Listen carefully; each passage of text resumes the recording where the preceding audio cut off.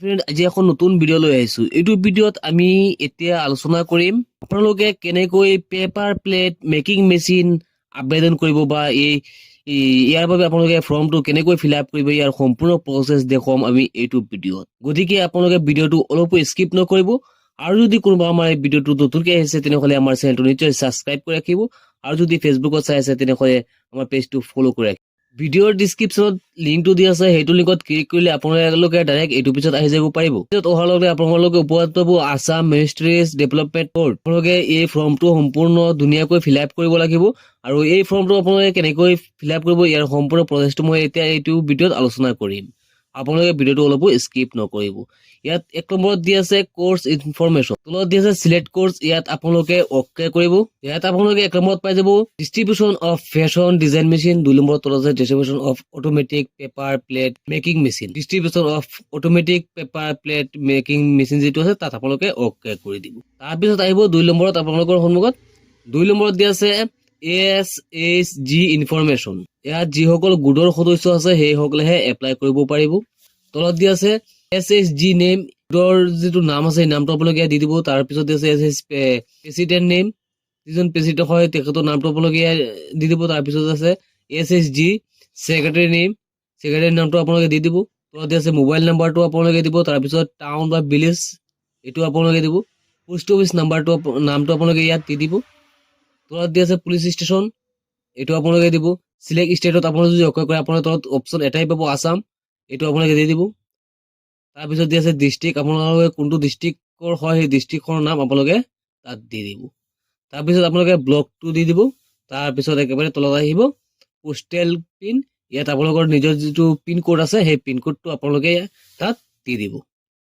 তাৰপিছত আপোনালোকে scroll down কৰি অলপ তললৈ আহিব, তলত আপোনালোকে 3 নম্বৰ পাব বেংক ইনফৰমেশ্যন। বেংকৰ ডিটেইলছখিনি আপোনালোকে ইয়াত দিব লাগিব। একাউণ্ট নম্বৰ, আপোনালোকৰ গোটৰ যিটো একাউণ্ট নম্বৰ আছে সেই একাউণ্ট নম্বৰটো আপোনালোকে দি দিব। তাৰপিছত IFSC কোডটো দিব। তাৰপিছত ব্ৰাঞ্চ নামটো আপোনালোকে দি দিব। তাৰপিছত বেংক নেমটো আপোনালোকে ইয়াত দি দিব। 3 নম্বৰটো কমপ্লিট হোৱাৰ পিছত আপোনালোকে 4 নম্বৰ যিটো আছে আধাৰ ইনফৰমেশ্যন, ইয়াত আপোনালোকে অ'কে কৰিব। চিলেক্ট কমিউনিটিত আপোনালোকে অ'কে কৰি চিলেক্টটোত। তাৰপিছত আপোনালোকে 4 নম্বৰ অপশ্যন পাব আধাৰ ইনফৰমেশ্যন, ইয়াত দি আছে চিলেক্ট কমিউনিটি, ইয়াত আপোনালোকে অ'কে কৰি দিব। ইয়াত অ'কে কৰাৰ পিছত আপোনালোকে পাব ইয়াত খ্ৰীষ্টিয়ান, জৈন, মুছলিম, পাৰ্চী, শিখ, আপোনালোক কোনো ধৰ্মৰ হয় সেই ধৰ্মৰ আপোনালোকে অ'কে কৰি দিব। ইয়াৰ বাহিৰে ইয়াত যিকেইটা ধৰ্ম দি আছে ইয়াৰ বাহিৰে যদি কোনোবা হয় তেনেহ'লে সেইসকলে এপ্লাই কৰিব নোৱাৰিব। পিছত নাম্বাৰ অফ SHG মেম্বাৰৰ নাম্বাৰটো আপোনালোকে ইয়াত দি দিব।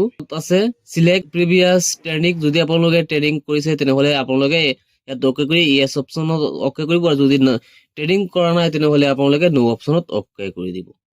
তাৰপিছত দি আছে ডিছক্ৰিপশ্যন, যদি আপোনালোকে ইয়াত ডিছক্ৰিপশ্যন দিব বিচাৰে দিব পাৰে, নিদিলে নাই, ইয়াত ষ্টাৰ্ট মাৰ্কটো দিয়া নাই। তাৰপিছত আহিব 5 নম্বৰত ডকুমেণ্ট আপলোড, আপোনালোকে এপ্লাই কৰাৰ বাবে কিছুমান ডকুমেণ্ট আপলোড কৰিব লাগিব।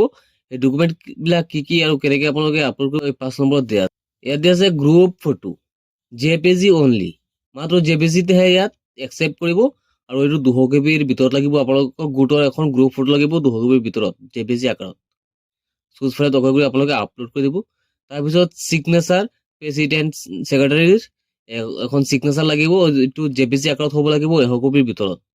তাৰপিছত আছে আইডেণ্টি প্ৰুফ হিচাপে voter ID, Aadhaar card for all member, PDF only max 5 MB।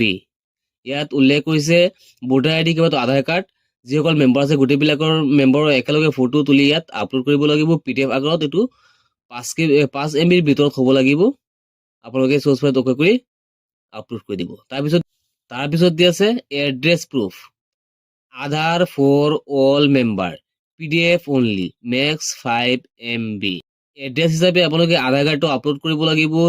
গোটত যিসকল সদস্য আছে গোটেইবিলাক সদস্যৰ আধাৰ কাৰ্ডটো একেলগে ফটো মাৰি আপোনালোকে ইয়াত আপলোড কৰিব লাগিব। এইটো PDF আকাৰত হ'ব লাগিব আৰু 5 MBৰ ভিতৰত হ'ব লাগিব, 5 MBৰ ওপৰত হ'লে নহ'ব। তাৰপিছত দি আছে SHG ৰেজিষ্ট্ৰেশ্যন চাৰ্টিফিকেট, গোটৰ এখন চাৰ্টিফিকেট থাকিব। সেই চাৰ্টিফিকেটখন আপোনালোকে PDF আকাৰত 500 KBৰ ভিতৰত আপোনালোকে ইয়াত আপলোড কৰিব লাগিব। তাৰপিছত গোটেইখিনি ফিল আপ কৰাৰ পিছত তলতে আছে ছাবমিট অপশ্যন, এই ছাবমিট অপশ্যনটো আপোনালোকে অ'কে কৰি ছাবমিট কৰি দিব পাৰিব। আজিৰ ভিডিঅ'টো এইখিনি আছিলে, আশা কৰোঁ আপোনালোকে সকলোৱে বুজি পাইছে।